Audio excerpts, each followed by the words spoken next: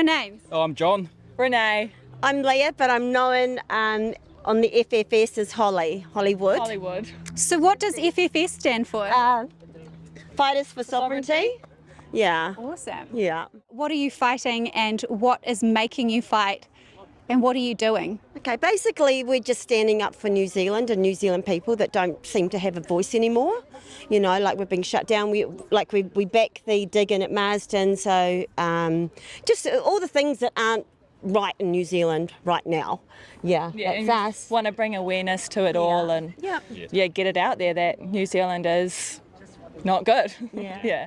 So you were at Marsden Point at the digging. Can you tell me a little bit about that?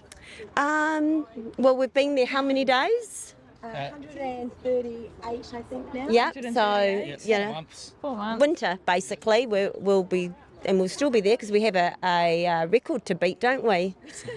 Yeah. But at the moment they're doing a lot of repairs.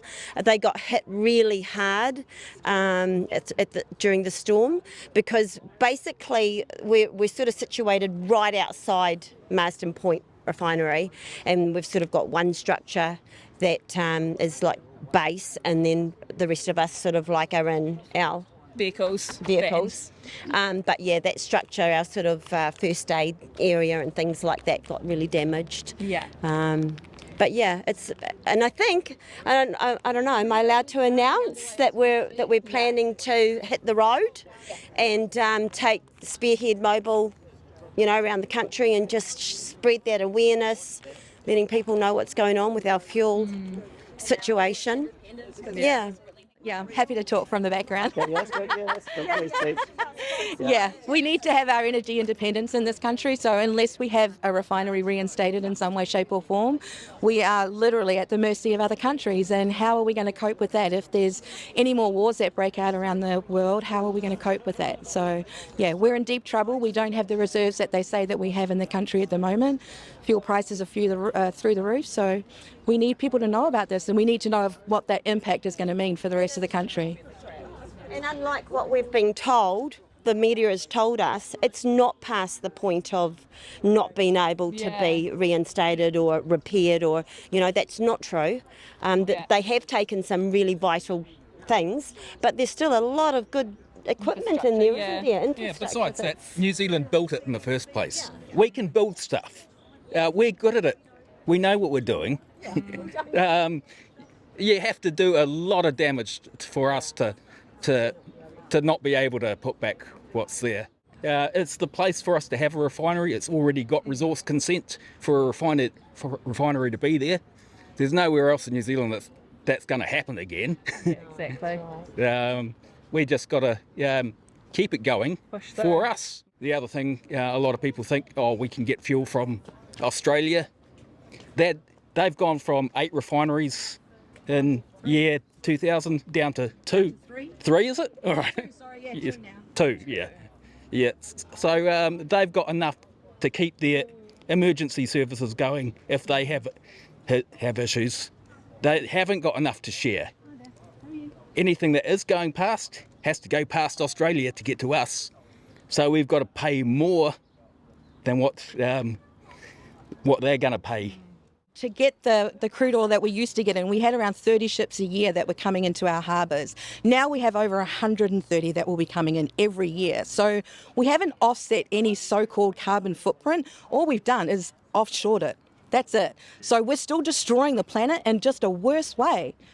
Marsden Point, that was one of the cleanest refineries in the world.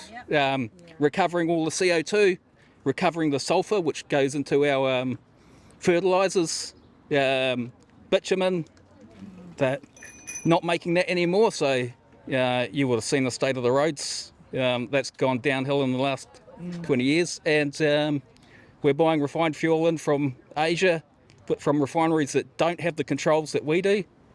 We're buying crappy stuff. And they're killing the planet while they're making it. And we're saying, oh no, we're not making it, we're good. But they're making it over there, that's not our problem. Yeah. So do you have anything that you would want to share with Jacinda? Do you want to look down the barrel of the camera and just share your little message to Jacinda or to the government or to New Zealand? Appropriate. That's even better. You go first. Well, you know, I know that this probably isn't the right thing to say, but I do hate you.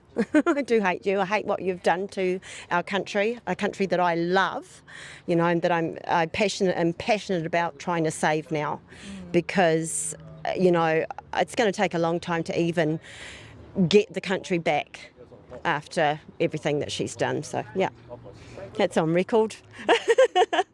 I disagree to that. I probably don't even want to say anything to her.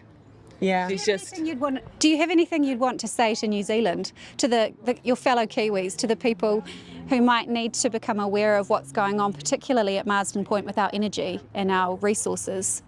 Just that we're doing it for you guys, and we're not going to give up. And the more of you join in, that will help us a lot faster. Just never give up. All right, Jacinda, we know what you are. We know you're a member of the were a member of the Communist Party.